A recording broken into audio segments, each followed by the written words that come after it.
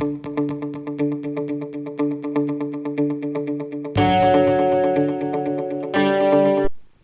guys, it's Tim from Paramed CZ, and to set you up for success as a student of tactical medicine, as an instructor of tactical medicine, or as an operator, tactical paramedic, I'm going to talk to you today about kit and getting your kit set up right before you start whatever it is that you're going to be doing. Now, in terms of students, I want you to come to our classes as prepared as you possibly can be. That way you can concentrate on the training and you're not forever having to fix yourself, or you're not going to be prepared in terms of the knowledge. Now, we've already talked to you about where you can get the knowledge stuff from, but I want today to look at some kit that's going to help you when it comes to working your casualty scenarios. So, to start off with, we're not going to look at belt kit, we're not going to look at body armour. What we're going to look at are those essential things that you can carry with you. And the first thing is a good watch. You need a watch that's going to count the seconds for you. Now, you're going to want to assess your patients, and you're going to be looking for signs and symptoms of shock, and you want to know if your patient is breathing and if they're alive, right? In which case, you're going to need to look for breathing, and you're going to want to know what their breathing rate is. Now, you can't count it in terms of breaths per minute and just make it up in your head. It doesn't work like that, guys. You need to be accurate, and that is where a watch comes in. So when that chest rises and falls, you're going to know how many breaths in 15 seconds, 30 seconds, 1 whole minute. Also, you're going to need to do things like check pulses. And again, I want to know how many beats per minute. You're not going to know that unless you've got a watch. I can't lend you mine. I'm not going to be next to you in the real world when you need to be doing this.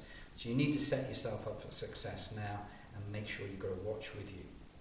Borrow it from the missus if you need to, but come to class, go to operations with a watch. You will need one. There's a couple of other things you're going to need. First off, you are going to need a torch. Fantastic for looking inside somebody's airway to see if they're having any issues. When you are searching in low light situations for injuries, then you're going to need a torch. How else are you going to check pupillary response? You need a torch, an essential item that you want to keep with you on your person. Now, I've got them secured in my trousers, but they're inside. They are not outside where potentially this essential item could fall out and get lost or damaged. The other thing I've got is a pair of trauma shears. In this case, I've got my Leatherman Raptors. I'm not here to sell you particular items of kit, but suffice to say, these pack up nice and easy, and arguably the best pair of scissors that I've ever had. I love these scissors. Inside a pocket, they are secure. They're not going anywhere, and I'm not going to lose them. You could put them on a lanyard or a retainer inside that pocket if you need to, just in case. There you go. There's the first 3 essential items. The next thing I'm going to look at is my belt kit. And first off, individual first aid kit. Everybody should have one of these if you're going to be working as a tactical medic. Now, as a student turning up for our class, I'm not going to expect you to turn up with a fully stocked IFAK. In fact, what we'll do is we're going to issue you one on day 1 of the course so that you can use it, but you're going to need to wear it, and you'll need something to fix it too. So along with my individual first aid kit, I've also got some other, what I would deem as essential items that set me up for success when I'm working as an instructor or doing other things. The nice thing about this is I can dress it up and I can dress it down depending on what I'm doing and making very little changes. As you can see, I have a weapon system. I've got a magazine for my primary weapon system. In this case, it's an AR magazine. And I've also got a magazine for my pistol. Now, in terms of the belt itself, I've got a standard kind of belt that's routed through an overbelt that's padded, and it's going to be comfortable for me to wear for any considerable period of time. And it's going to keep everything in place. You don't believe me, right? Okay, that's fine. Because what I want to do is make sure nothing falls out when I'm crawling along the ground or when I'm running and moving in a tactical environment. And one of the things we notice, especially with our students on day one when we're doing our tourniquet drills, is we kind of have a nice trail of equipment that's fallen out of their kit, fallen off of their body armor, fallen out of their belt kit. So, make sure that everything is secure and whatever retention systems you employ on your belt kit is going to keep everything where it needs to be kept. So, I've got my weapon system here. In this case, I've got my Glock. But what I've got is a universal pouch. I am not just limited to this one weapon system. So obviously this is a full-scale model of a Glock. Like I said, I've got a magazine for that Glock as well. But what I can do, here I've got my Walther PPQ. I can use a different weapon system. Again, it's retained in this holster. It is not going to come out. And I can move from my training scenario type environment to a range if I want to do live range work, or I can move into an operational environment without doing very little to my standard kit. Like I said, universal holster. I'm not trying to sell you on any particular type of holster or whatever retention system you feel is necessary for you to use or what you issued as per your department or whatever.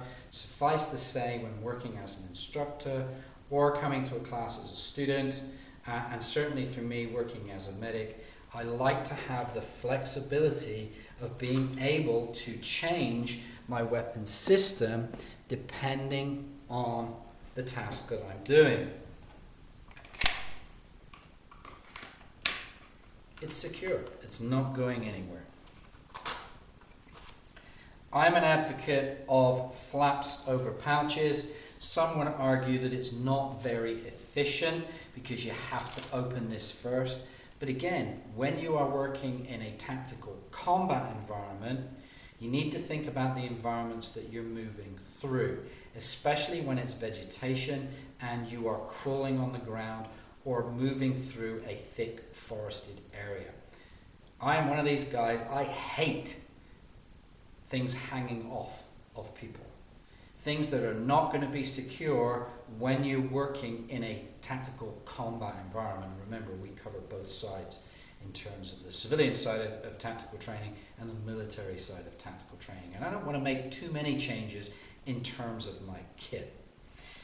This particular magazine holder has a friction, so this is not going to be going anywhere, but there are other retention systems you can use. As I said, I'm an advocate of the flap over for the simple fact it's just the most secure method to use.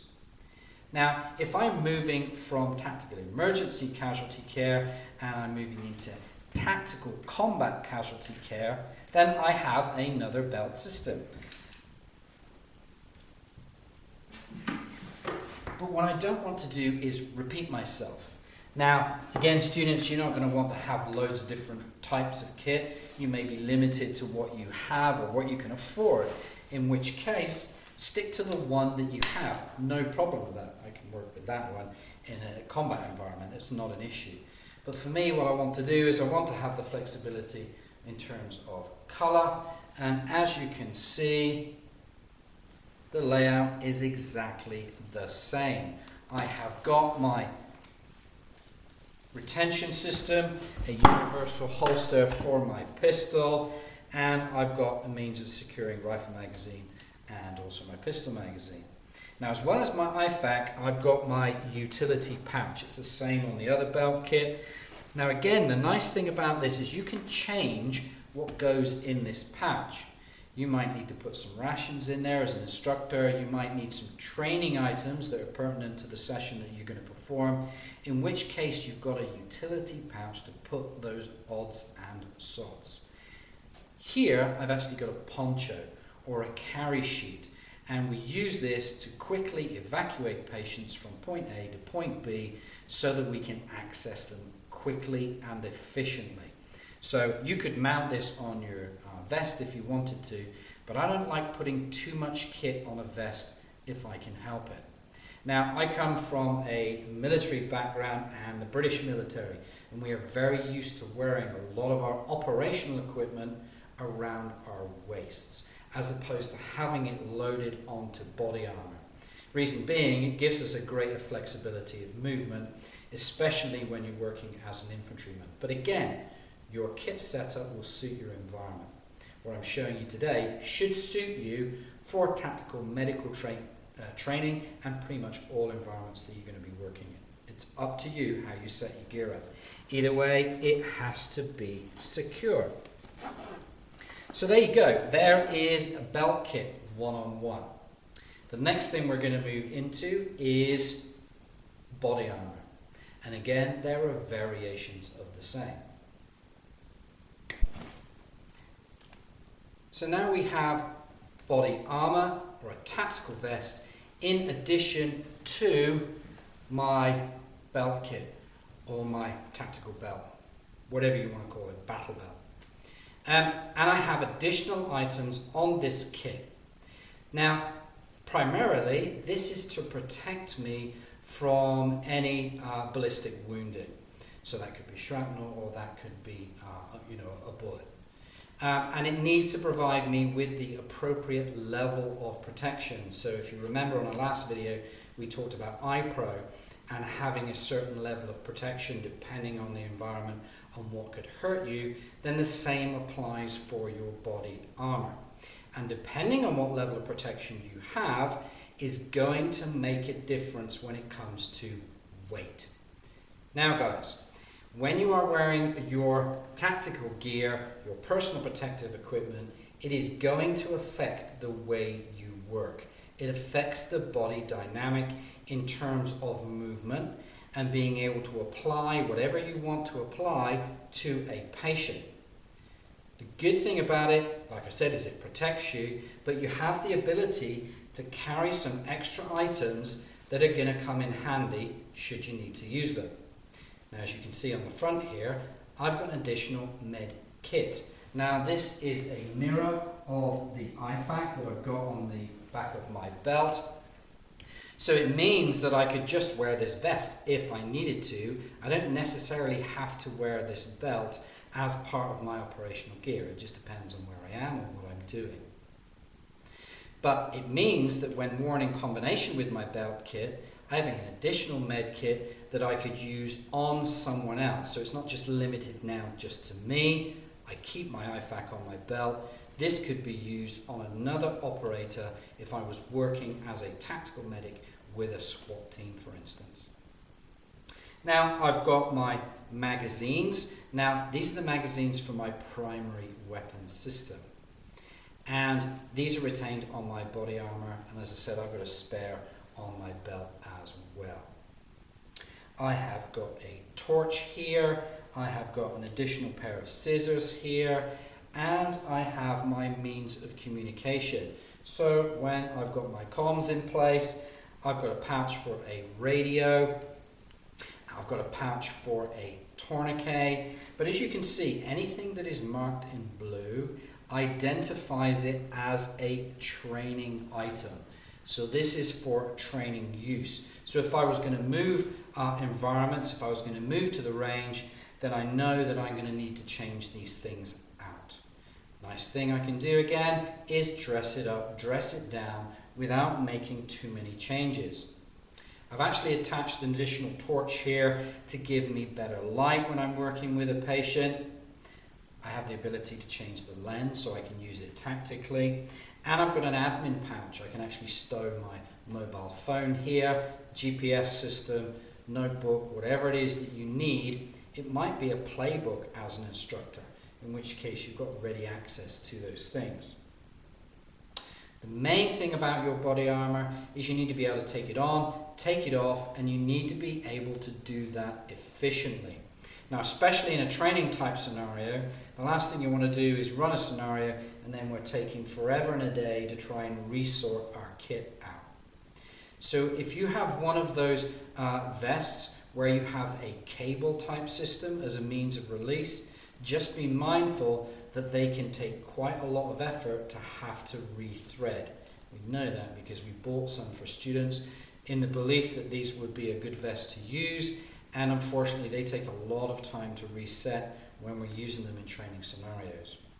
I am an advocate of having something nice and simple like Velcro, in which case the Velcro system that I have here, that comes off nice and easily, and I have the slide clip or retention system that again, that just pulls away and everything comes off. And the nice thing about it is I can replace it nice and quickly and efficiently. We want to make sure we have ready access to our patients. Of course, it's very important that we understand how people's body armor works. But you need to understand how it's going to affect you, especially when it comes to weight. And I want to show you something. Here I have got a tactical vest with nothing on it. It only has the plates in it that are going to provide me with my level of ballistic protection. Now, in my TECC vest, I've got just level 3 protection, so in terms of protection that's going to be rated at a lower level, so much smaller rounds. But something like this, level 4, is going to protect me from 7.62 times 3.9. It's going to work very well, especially when in combination with my ceramic side plates as well. But this is something to bear in mind, and I'm going to put my glasses on so I can see what the dial says. I want to show you how much this weighs. So, if we look at it in kilos, it is approximately 10 kilos. So that's a good 20-something pounds, 22 pounds. And that is just with the armor alone. There is nothing else added to this. So it's not just about the shape of the equipment and the profile of the equipment, it's also going to be about the weight of equipment as well. So you need to choose what is going to be right for you to move and work in the environment that you're going to be working in. Now, if you are unsure as to the different types of protection and what level of protection they provide, then the National Institute of Justice, or NIJ, just in case anybody wonders where NIJ came from, they have a fact sheet understanding the different standards of armor protection levels. At the end of this, what I'll do is I'll put the link for that up on the credits, and you'll be able to see and understand what these different levels of protection will give you. Like I said, you need to choose what's appropriate for you. But there are variations when it comes to weight, depending on the level of protection that you need. When you've got the Kevlar type, then it's a lot lighter. But when you have the ceramic or the steel type, it's going to be a lot heavier. If you are not used to carrying this weight, you're going to need to train with it. That means doing physical exercise, running through casualty scenarios where you're going to be carrying, where you're going to be doing heavy work. You need to be wearing your vest. You need to be wearing your ops kit so that you know and understand what it feels like. You can operate in it and you can move in it, and you're going to be efficient. You're going to be fit to fight, and that's really, really important. No disrespect, guys, but again, we have guys that will turn up on the training. They've got some fantastic kit, but they don't train in it and they don't work in it. And you need to do that to stay fit. You need to be able to manage yourself when you're working in this equipment. Like I said, you need to make sure that it fits correctly. and that means that it's appropriately sized to you.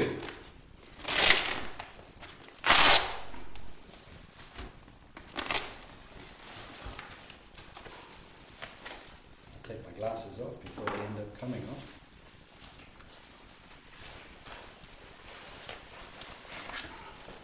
So, when you are wearing this equipment,